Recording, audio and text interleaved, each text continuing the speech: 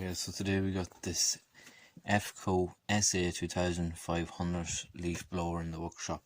It seems to have a sticky switch on it, so I'm going to open it up, have a look, put a bit of contact cleaner or something on it. Might resolve it. If not, it'll have to be a new one. But relatively new leaf blower, hasn't done a whole lot of work, so kind of frustrating enough. Open it up and take a look. Okay, so it seems to be a few T25 Torxes. Just open it up to get in at the switch, so we'll undo them and see what happens.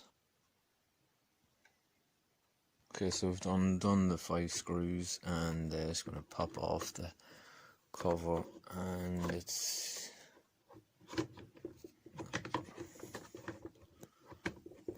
hang on a sec. Okay, so that's what we're dealing with on the switch. It's a 2-terminal switch. It actually seems to be hooked on a spring of some sort. No, when it makes contact there, you can see that when it makes contact there, it kills the motor. So that's strange. So I'm going to pop it out. I'm not too sure what way that switch comes out. It seems to be in. Isn't it pressed in? Okay, so that's relatively straightforward enough. This sits in there. This then has that little spring down there, like that. This goes down and presses against it, but I noticed that one of these contacts is a bit loose. So I'm going to clean it up anyway and try and possibly tighten it, because this doesn't seem to be making the connection to kill the engine. Everything else looks pretty clean. I'm going to put the multimeter on it and check the continuity on them wires, but I can't see there being a problem.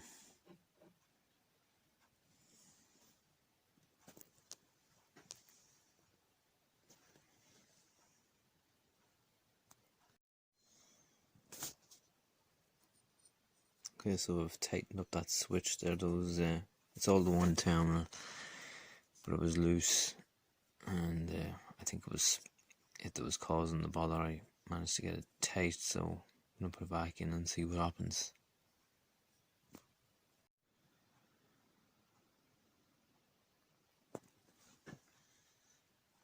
Okay, so I got that switch popped in again. It's not too bad. Main thing is getting the spring lined up with the groove inside there. As you can see, it pushes through, and getting it in here for the pressure on the spring. Let's see. So that's it. You can hear the click of it making contact and spring loaded. Needs to be good pressure down. I think that really is what the problem is. I'm going to spray a wee bit of focus contact cleaner in there anyway. So I can just get that to focus. Yeah, it's making good contact there now. Should be okay. I'm going to put some contact cleaner on it. And yeah, I don't think it's much of the problem. And it'd be great if there's a focus. Connect it up again, run in the screws and take it for a test drive. So yeah, as you can see, that's working perfect now. Actually, I know straight away on the noise, I don't know if you'd be able to hear it. You can find the connection. Weren't able to hear that before that. So the screws to show. Sometimes it's worth opening down things and seeing can they be fixed. If I hadn't to do that, I would have been off ordering a switch for that. You know, it wouldn't have been cheap, and it could have well been the same problem with it, because it's a fault. There was that little 2 mil of a space in this terminal switch and I was able to tighten that up. So saved a few pound, and this for another day. Okay, if you like the video, I'd appreciate a like and subscribe. Thanks.